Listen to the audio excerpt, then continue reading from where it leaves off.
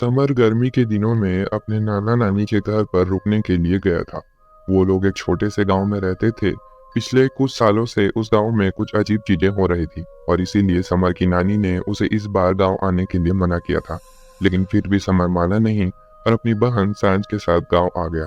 Summer ने अपनी नानी से पूछा कि वो उन्हें गांव आने से मना क्यों कर रही थी, क्योंकि उसकी नानी ने समर और सांझ को ऐसा करने की वजह नहीं बताई थी। उसकी नानी ने कहा कि गांव में चोरी चकारी और लूटपाट जैसी चीजें हो रही है, इसलिए उन्होंने मना किया था। लेकिन जिस तरह से उन्होंने ये बात समर को बताई, उसे समर को यकीन नहीं हुआ कि उन्हें गांव आने से मना करने की यही वजह थी। तो आखिर कौन सी वजह थी जिसके कारण समर की नानी ने उन्हें गांव आने से मना किया? चलिए जानते हैं आज की इस डरावनी कहानी में। एक रात समर और सांझ घर के बाहर तख्ते पर बैठे हुए थे। गर्मी काफी ज्यादा थी और गांव में लाइट भी नहीं थी। तभी सांझ ने कहा, समर चल ना, थोड़ा टहल कर आते हैं। इतनी गर्मी है यहाँ, तालाब की ओर जाएंगे तो ठंडक मिलेगी। समर ने कहा, अरे इतनी रात को, पागल है क्या? एक तो लाइट भी नहीं है, कैसे जाएंगे? तालाब यहाँ से काफी दूर भी तो है। सांझ ने फिर भी उसे जाने के लिए जिद की और आखिर में समर मान गया और टॉर्च लेने के लिए चला गया। उसकी नानी खाना बना रही थी और नाना अपने साथियों के साथ गप्पे मारने में व्यस्त थे, इसलिए समर और सांझ उन्हें बिना बताए ही टहलने निकल गए। अब गांव का तालाब उनके घर से थोड़ा दूर था और काफी सुनसान इलाका भी था। सिर्फ दिन में गांव के आदमी लोग वहां नहाने के लिए जाया करते थे। समर और सांझ तालाब की तरफ जाने लगे। उन्हें टहलते हुए काफी अच्छा महसूस हो रहा था। जैसे ही वो लोग तालाब के पास पहुंचे, सांझ थक कर तालाब के किनारे एक पत्थर पर बैठ गई और तालाब में पत्थर फेंकने लगी। समर भी उसके पास बैठ गया। आसपास बिल्कुल सन्नाटा छाया हुआ था। समर को अंधेरे से डर लग रहा था और ये देखकर सांझ को मजा आ रहा था। समर इधर उधर देख रहा था कि तभी सांझ ने भेड़िए की आवाज निकाली, जिससे एक पल के लिए समर डर गया। उसने कहा, तू मुझे डरा मत, वरना इसी तालाब में तुझे उठाकर फेंक दूंगा।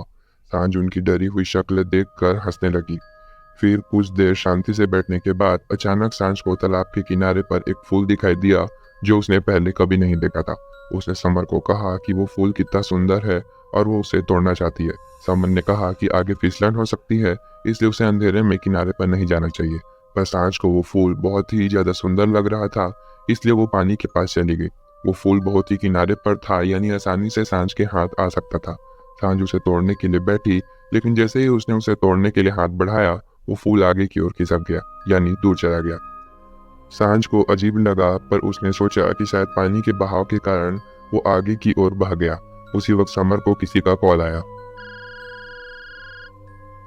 समर ने सांझ से कहा, तू संभाल के करना, मैं बात करके आता हूँ, यहाँ नेटवर्क ठीक नहीं है। यह कहकर समर तो तालाब से थोड़ा दूर चला गया और सांझ थोड़ा सा और आगे खिसक कर फूल तोड़ने की कोशिश करने लगी। पर वो जितना आगे जाती उतना ही वो और आगे बह जाता। सांझ ने हार मान ली और वापस आने के लिए खड़ी हुई, लेकिन तभी सांझ की आवाज सुनकर डर गई। उसने उस तरफ देखा जिधर से ये आवाज आई थी और तब उसे तालाब में थोड़ी ही दूर पर समर दिखाई दिया जो पानी में डूब रहा था। सांझ के होश उड़ गए। वो समर को पुकारने लगी। उसे समझ नहीं आया कि समर पानी में गिर कैसे गया। सांझ ने कहा, समर क्या कर रहा है? तुझे तैरना आता है ना, जल्दी बाहर आ। समर डूबे जा रहा था और कुछ बोल नहीं पा रहा था। सांझ को समझ नहीं आया कि अब वो क्या करे, क्योंकि उसको तैरना नहीं आता था और समर काफी दूर भी था, तो वो हाथ पकड़ के भी उसको बाहर नहीं निकाल सकती थी। तभी उसे तालाब के किनारे एक रस्सी दिखी और उसने उस रस्सी का एक सिरा पानी में फेंका, जिसे समर ने पकड़ लिया। सांझ उसे पूरी ताकत से खींचने लगी, लेकिन वो बाहर नहीं आ रहा था। तभी एकदम से सांझ को झटका लगा और वो आगे की तरफ गिरने लगी और ऐसे ही वो पानी में गिर पड़ी। तालाब गहरा नहीं था, लेकिन सांझ को तैरना नहीं आता था, इसलिए वो घबरा गई और उसे ऐसा लगा जैसे कि वो डूब जाएगी। वो समर को आवाज देने लगी और तभी समर मोबाइल में बात करते हुए तालाब के किनारे आया। वो बिल्कुल सूखा था, जैसे पानी में गिरा ही नहीं। तालाब में अब सिर्फ सांझ थी और जो रस्सी उसने फेंकी थी वो भी गायब थी। समर ने देखा कि सांझ डूब रही थी। वो डर गया और तुरंत तालाब में कूद गया। उसने सांझ को पकड़ा और तालाब से बाहर निकाला। समर ने कहा था ना, संभाल कर फूल तोड़ना, अभी मैं नहीं आता तो क्या हो जाता। सांझ उसे देखकर बिल्कुल शॉक थी। उसने कहा, तू पानी में गिर गया था ना, मैं तुझे बचाने के चक्कर में गिर गई। समर को यह बात अटपटी लगी। उसने कहा कि जब वो तालाब के किनारे आया ही नहीं तो पानी में कैसे गिरेगा। सांझ और ज्यादा डर गई। उसने कहा कि यहाँ गाँव में जरूर कुछ गड़बड़ है। उसने समर को पूरी बात बताई, लेकिन समर ने उस पर विश्वास नहीं किया, क्योंकि उसे लगा सांझ फिर से उसे डराने की कोशिश कर रही है। उसने कहा, तू घर चल, तुझे तो नानी से डांट खिलवाऊंगा, तब जाकर तू ऐसे मजाक करना छोड़ेगी। सास ने कई बार उसको बोला कि वो सच बोल रही है, लेकिन समर नहीं माना। फिर घर जाकर सास ने अपनी नानी नाना को सारी बात बताई और उनके रोंगटे खड़े हो गए। उसकी नानी ने कहा, तुम लोग क्यों गए थे वहां? इसलिए मना किया था कि यहाँ मत आओ, लेकिन तुम लोग सुनते कहाँ हो? उसके नाना ने कहा, सांझ जो कह रही है वो सच है। ये सुनकर संवर के पसीने छूट गए। उसके नाना ने आगे कहा, इस गांव में सच में कुछ है जो लोगों के साथ छलावा करता है और फिर आखिर में उन्हें मार देता है। गांव में कई लोगों की मौत हो चुकी है और इसलिए हम तुम्हें यहाँ आने से मना कर रहे थे। समर ने पूछा कि ये सब कब से शुरू हुआ, तो उन्होंने कहा कि ये सब पिछले 3-4 सालों से हो रहा है। जब इन सब चीजों की शुरुआत हुई तो लोगों ने इसे नजरअंदाज कर दिया, लेकिन जब मौतें होने लगी तो सब घबरा गए। जिन लोगों के साथ छलावा हुआ और जो बच गए, उन्होंने गांव वालों को बताया कि गांव में ऐसा कुछ हो रहा है। जो भी हादसे हुए हैं वो अक्सर सुनसान इलाके में ही हुए हैं और जो लोग अकेले थे वो तो बच भी नहीं पाए। समर और सांझ की किस्मत अच्छी थी कि वो बच गए और उनके साथ कुछ ज्यादा बुरा नहीं हुआ।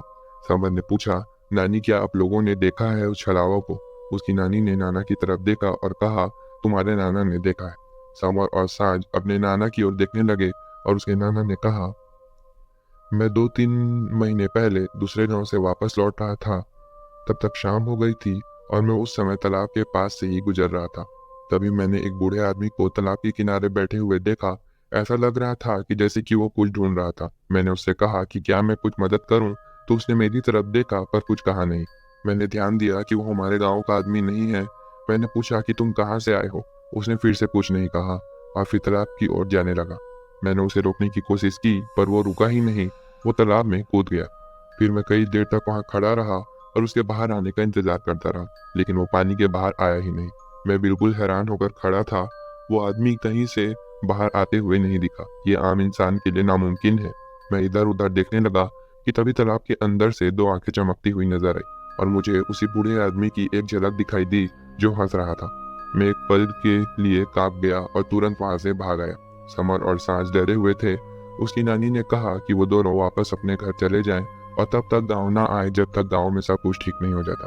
समर और सांझ ने उन्हें कहा कि वो भी उनके साथ चले, लेकिन वो दोनों नहीं माने। उन्होंने कहा कि वो अपना गांव नहीं छोड़ना चाहते। तो अगले दिन समर और सांझ को ही गांव से जाना पड़ा। दोस्तों, कैसी लगी आज की ये कहानी? कमेंट करके जरूर बताइएगा और हाँ, ऐसी इंटरेस्टिंग हॉरर स्टोरी के लिए हमारे चैनल को सब्सक्राइब करना मत भूलना।